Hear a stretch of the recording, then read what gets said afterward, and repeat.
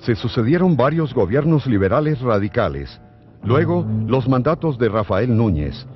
En su contra, en 1884, los liberales radicales iniciaron una nueva guerra, la cual perdieron al año siguiente en la batalla de la Humareda.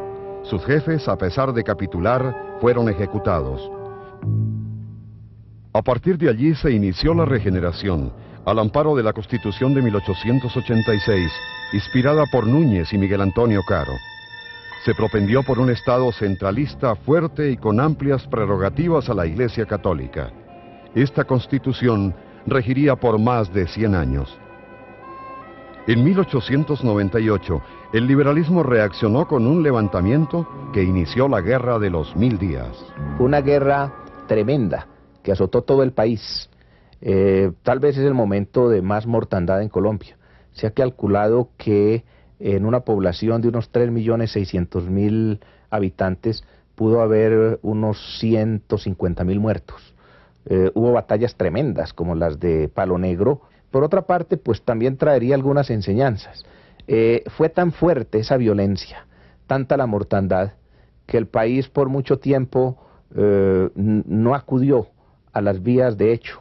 La gente que en ese momento fue a los campamentos y que luego, pues, al ir a los campamentos era gente joven, que luego dirigieron el país, es el grupo de los centenaristas, por ejemplo, abominaban de la guerra y siempre trataron de buscar una salida política a la situación del país. Yo creo que la época de los caudillos militares, liberales y conservadores se terminó precisamente con la Guerra de los 1000 días. En este conflicto se hizo caso omiso del derecho de gentes. Los intentos de paz negociada y de canje de prisioneros propuestos por Rafael Uribe solo obtuvieron el rechazo del presidente Manuel Antonio San Clemente, quien sin embargo por ley creó un cuerpo de ambulancia para atender a heridos de ambos bandos. Simultáneamente, la labor humanitaria emprendida por personal médico dio origen a la Cruz Roja colombiana. Los diálogos por la paz se sucedieron, pero ya en condiciones de la derrota liberal, dando paso a los pactos de Neerlandia, Wisconsin y Chinacota para la terminación de la guerra.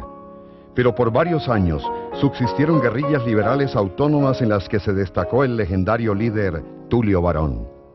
La ahora llamada República de Colombia buscó abrirse a la modernidad bajo la hegemonía conservadora. Estos gobiernos aplicaron medidas autoritarias y se presentaron algunos hechos graves de violencia política, como el atentado contra el presidente Rafael Reyes en 1906, siendo fusilados los responsables del hecho, y el asesinato de Rafael Uribe en 1914. Sin embargo, durante las primeras décadas del presente siglo, predominó un clima de paz. Cuando empezó el siglo, todo lo que había de para atrás era guerra. Y el siglo empezó con una especie de esperanza de que iba a ser el siglo de la paz.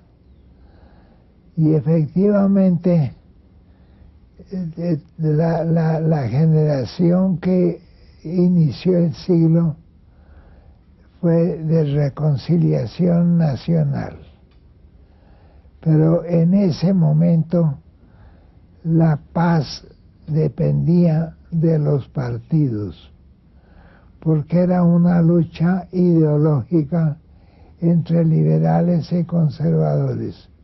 Más que ideológica, era la herencia pasional de dos tendencias políticas. Para los años 20, Colombia había alcanzado un nivel de desarrollo en el campo económico y se presentó una diversificación social que generó nuevos conflictos.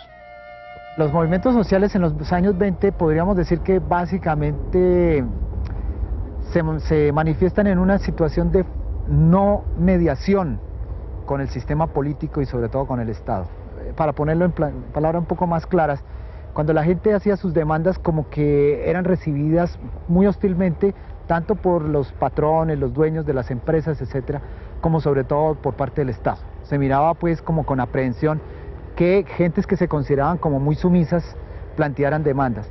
Entonces eso hace que el conflicto se vuelva de una forma muy violenta, porque no hay mediación, no hay una intermediación que permita que los obreros, a través, por ejemplo, de sindicatos, centrales sindicales o incluso partidos políticos puedan plantear sus demandas, y entonces el Estado comienza a ver en cada huelga un embrión de insurrección, una cosa así de guerra civil, pues, que no hace que se consideren en su justa proporción los conflictos. El conflicto estaba muy crudo, las partes estaban muy como cables que están sin mucha protección, entonces el cortocircuito se producía rápidamente. Irrumpieron luchas campesinas, indígenas y sindicales que provocaron una fuerte reacción gubernamental. El caso más grave fue la famosa masacre de las bananeras de 1928. Con estos movimientos surgieron varios núcleos socialistas y comunistas que intentaron conformar una nueva alternativa política. Sus antecedentes estaban en las luchas de los artesanos, que llegaron a producir un levantamiento en Bucaramanga en 1879, y la más grande movilización urbana, con la toma armada de la capital del país durante 3 días, en lo que se llamó la Comuna de Bogotá, en 1893. En 1929 el Partido Socialista Revolucionario invitaba a obreros, artesanos y campesinos a unirse a la lucha por el poder a partir de un plan insurreccional.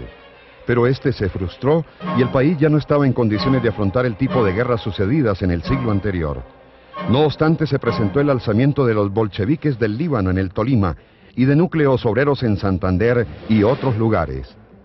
Estos movimientos artesanales y la herencia de las guerras civiles confluyen en estos movimientos del 29 y hacen empate con una nueva visión, ya digamos tipo siglo XX, del socialismo, de la revolución, etc. En ese sentido, yo diría que de alguna manera los movimientos del 29 hacen un empate entre las viejas luchas sociales del siglo XIX y las nuevas luchas sociales del siglo XX, marcadas en un contexto internacional ya dado por la Revolución Socialista de Octubre. Una de las cosas más importantes